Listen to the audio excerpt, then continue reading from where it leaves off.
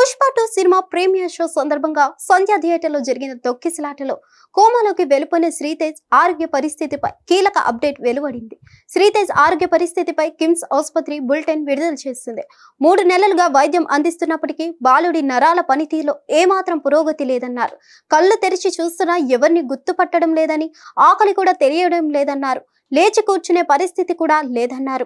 గత నెల రోజుల్లో 1-2 రోజులు తప్ప మిగతా రోజులు వెంటిలేటర్ సాయం లేకుండానే శ్రీతేజ్ శ్వాస తీసుకుంటున్నట్లు వెల్లడించారు. ఆహారాన్ని అందించడానికి 10 రోజుల క్రితం ఎండోస్కోపిక్ గ్యాస్ట్రోస్టమీ ద్వారా శ్రీతేజ్ పొట్టలోకి ట్యూబ్ ను ఏర్పాటు చేశామని, ఆ ట్యూబ్ ద్వారా అవసరమైన పోషకాహారాన్ని అందిస్తున్నట్లు పేర్కొన్నారు.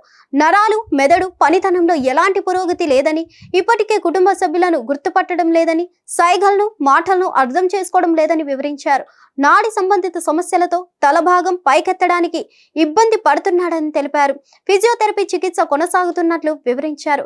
డిసెంబర్ 4న తొక్కిసలాట ఘటనలో తీవ్రంగా గాయపడిన శ్రీతేజ్ ఆరోగ్యం ఇప్పటికీ 3 నెలలైనా మెరుగుపడకపోవడం, వైద్యులు కూడా అతడు ఎప్పటిలోగా కోలుకుంటాడో అంచనా వేయలేకపోవడం గమనార్హం. తొక్కిసలాట జరిగినప్పుడు బ్రెయిన్ కు చాలాసేపు రక్త ప్రసరణ ఆగిపోవడం అసలు సమస్యకు కారణంగా మారిందంటున్నారు వైద్యులు. ఆసుపత్రికి తరలించిన తర్వాత రక్త ప్రసరణ జరిగేలా చూసినప్పటికీ అప్పటికే మెదడుకు జరగాల్సిన నష్టం జరిగిపోయిందని, ఈ కారణంగా కొద్ది రోజులు కోమాలో ఉన్న బాలుడు కోమా నుంచి బయటకు వచ్చిన తర్వాత పరిస్థితి అంతా మెరుగ్గా మారడం లేదంటున్నారు. పుష్ప టీం ఎప్పటికప్పుడు శ్రీతేజ్ ఆరోగ్య పరిస్థితిని ఫాలో అప్ చేస్తుంది.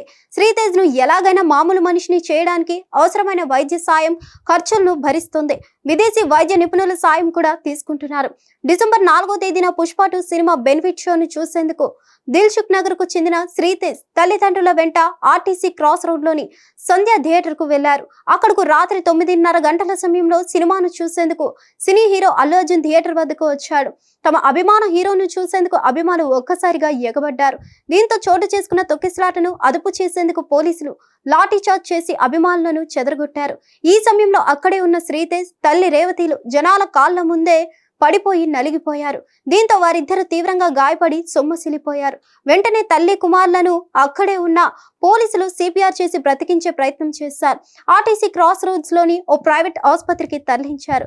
చికిత్స పొందుతూ తల్లి రేవతి మృతి చెందగా కుమారుడు శ్రీతేజ్ తీవ్ర గాయాలతో కిమ్స్ ఆసుపత్రిలో చికిత్స పొందుతున్నారు. తొక్కిసలాట ఘటనపై కేసు నమోదు చేసిన పోలీసులు కుటుంబ సభ్యుల ఫిర్యాదు మేరకు అల్లు అర్జున్ తో పాటు పలువురిపై పోలీసులు అల్లు అర్జున్ ను అరెస్ట్ చేశారు. అనంతరం నాంపల్లి కోర్టులో హాజరుపరచగా 14 రోజుల రిమాండ్ విధించింది. దీంతో ఆయన అత్యవసర పిటిషన్ గా హైకోర్టులో పిటిషన్ దాఖలు చేశారు. అనంతరం హైకోర్టు బెయిల్ మంజూరు చేయగా బెయిల్ ఆర్డర్లు జైలు అధికారికి చేరేసరికి రాత్రి సమయం పట్టడంతో మరుసటి రోజు 13వ తేదీన జైలు నుంచి రిలీజ్ అయ్యారు.